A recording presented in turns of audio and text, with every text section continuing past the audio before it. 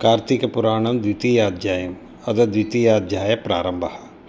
शृणुराजन् प्रवक्ष्यामि महत्यं कार्तिकस्य च कर्मत्रयकृतात्पात् मुच्यते శ్రవణాదపి। ఓ రాజా, కార్తీక మహత్యం విన్నంతనే మనోవాకాయముల వలన చేయబడిన పాపమంతయు నశించును. కార్తీక మాసమందు శివప్రీతిగా సోమవార వ్రతం ఆచరించువాడు కైలాసి నివాసి యగును. కార్తీక మాసమున సోమవారం నందు స్నానము కానీ దానమును కానీ జపమును కానీ చేసిన ఎడ్ల అశ్వమేధ యాగములు చేసిన ఫలమును పొందును అనుటలో సందేహం లేదు. కార్తీక మాసమందు ఉపవాసము, ఒక పూట భోజనం, రాత్రి భోజనం, ఛాయా నక్త భోజనం, స్నానం, తిలదానం ఈ 6 ఉపవాసములు అని ఋషులు చెప్పిరి. శక్తి గలవాడు కేవలం ఉపవాసం చేయవలను. అందుకు శక్తి లేనివాడు రాత్రి భోజనం చేయవలను. అందుకు శక్తి లేనివాడు ఛాయా నక్తం చేయవలను. అందుకు శక్తి లేనివాడు బ్రాహ్మణులకు భోజనం పెట్టి వారితో పగలే భోజనం చేయవలను.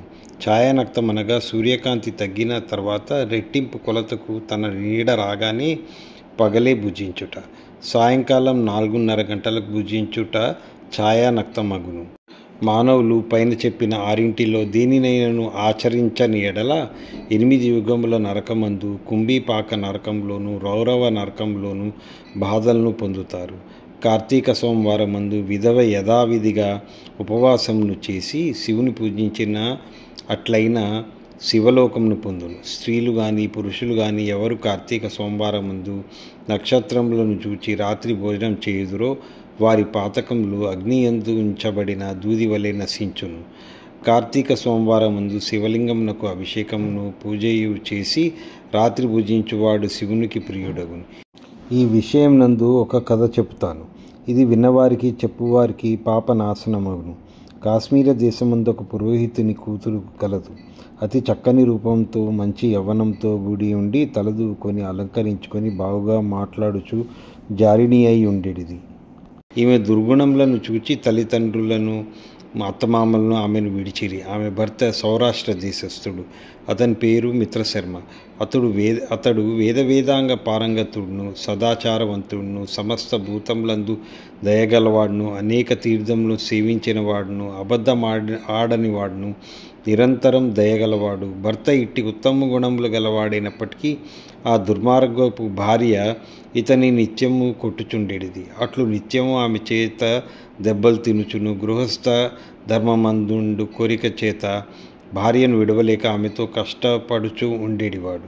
ఋగ్వేదము, యజుర్వేదము, సామవేదము, అథర్వణ వేదము, అంగములనగా శిక్ష, వ్యాకరణం, ఛందస్సు, నిరుక్తము, జ్యోతిష్యము, కల్పం వీటిని సంపూర్ణంగా చదివినవాడు వేదాంగ పారంగుడు. ఈ మిత్రశర్మ భార్యకు కర్కశ అని నామం. మిత్రశర్మయు సంభోగ వాంఛ చేత ఆమె యందు అనురాగంతో ఉండేటివాడు. అంతనొకనాడు ఆమె రంకుమొగడు ద్రవ్యములను, నగలను, వస్త్రములను తృప్తిగా ఇచ్చి నిరంతరం నీ భర్త వల్ల భంగం కలుగుచున్నది గాన నీ భర్తను చంపుమని చెప్పగా ఆమె సమ్మతించి రాత్రి భర్త నిద్రించగానే తాను లేచి పెద్ద రాతిని తెచ్చి భర్త శిరస్సును కొట్టెను. ఆ దెబ్బతో అతడు మృతి నొందెను. తర్వాత కర్కశ స్వయంగా తన భర్త శవం వీపు మీద వేసుకుని తీసుకుని పోయి పాడు నూతిలో పడవేశాను. ఇట్లు భర్తను చంపి తరుణులను, పరస్త్రీ సంగమాభిలాషులను, కామశాస్త్ర ప్రవీణులను, వర్ణ సంకర కారకులను అయిన అనేక జాతి పురుషులతో ఆలింగన చుంబనాదులతో నిత్యము సంభోగం చేయుచుండేది.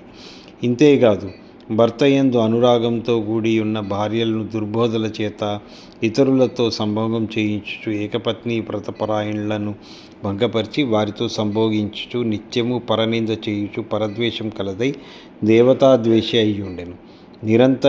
నిరంతరం దయాశూన్య ఆడంబరం చేత గాని, నవ్వు చేత గాని, కపటం చేత గాని విష్ణు పాదార విందమును ధ్యానించలేదు, హరికథను వినలేదు. ఇట్లుండగా ఆమెకు యవ్వనం పోయి ముసలితనం వచ్చినది. తర్వాత వ్రణవ్యాధి కలిగినది. ఆ కురుపునకు పురుగులు జనించి తర్వాత దుర్గంధంతో కూడినదయ్యను. తర్వాత జారులందరూ రూపవంతులు మదయుక్తులై వచ్చి చూచి విగతాసులై వైశ్య ఇంటికి వచ్చుట మానివేసిరి.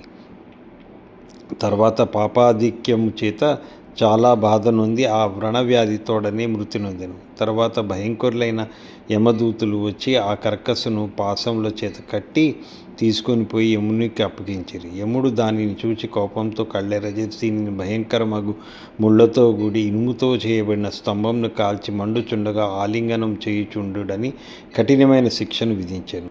యముని ఆజ్ఞ మీద భటులు ఆ కర్కసును చేసిన పాపములు చెప్పుచు ఆ వేడి స్తంభంను కౌగిలింపచేసిరి.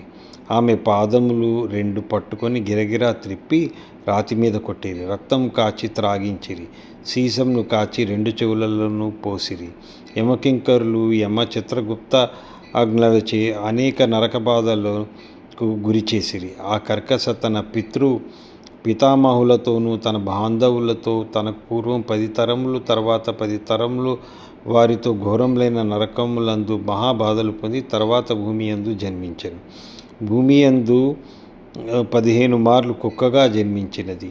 అందులో 15వ జన్మ కాళింగ దేశం నందు బ్రాహ్మణుని ఇంటి వద్ద కుక్కగా పుట్టి ఇంటింటికి తిరుగుచుండెను. ఇట్లుండగా ఒకప్పుడు ఆ బ్రాహ్మణుడు కార్తీక మాసమందు సోమవార దినమున పగలంతయు ఉపవాసం చేసి గృహం నందు శివలింగాభిషేక పూజాదులను చేసి నక్షత్ర మండలంను చూచి గృహమునకు పోయి దేవునికి నైవేదన చేసి పిమ్మట బలిదానం కొరకు బయటకు వచ్చి భూమి మీద బలిని ఉంచి కాళ్ళు కడుక్కొని ఆచనం చేసి తిరిగి ఇంట్లోకి వెళ్ళాను. ఆ కుక్క ఆనాడు పగలంతయు ఆహారం కొద్ది అయినను దొరకనందున కృషించినదై కార్తీక సోమవారం రాత్రి విప్రుడు వేసిన బలిని భక్షించెను. ఆ బలి భోజనం చేత కుక్కకు పూర్వజన్మ స్మృతి కలిగి బ్రాహ్మణోత్తమ రక్షింపుమని పలికిన. ఆశ్చర్యంతో కూడినవాడై, ఓ సునకమా, మా ఇంట్లో ఏం చేసితివి, రక్షింపుమనుచున్నావని అడిగిన ఆయనతో కుక్క, బ్రాహ్మణోత్తమ వినుము, నేను జన్మమునందు బ్రాహ్మణ స్త్రీని, పాపములను చేయుదానను, వర్ణసంకరం చేసిన దానను, అన్యపురుషులను మరిగి నిజభర్తను చంపితిని. ఈ విధి పాపములను అనేకములు చేసి చచ్చి యమలోకమునకు పోయి అచ్చట అనేక బాధల నుండి తిరిగి భూమి మీదకి వచ్చి 15 మార్లు కుక్కగా జన్మించి తిని చివరికి ఇప్పుడు నాకు ఈ జన్మస్మరణ కలిగినది. ఎట్లు కలిగినదో చెప్పుము, విని తరించెదను.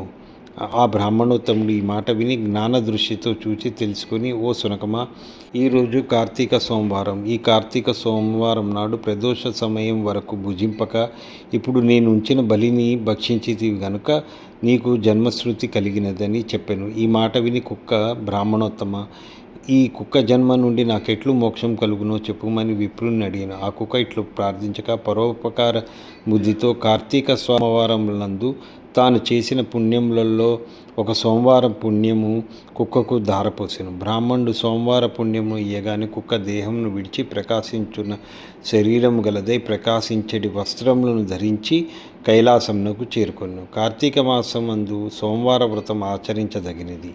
ఎవరు కార్తీక సోమవార వ్రతమును చేయుదురో వారికి మోక్షము హస్తమందుండును. కాబట్టి ఓ జనక మహారాజా, పుణ్యప్రదమైన కార్తీక వ్రతమును నీవు చేయుము. ఇది స్కాంద పురాణే కార్తీక మహత్యే 2వ అధ్యాయ సమాప్తః.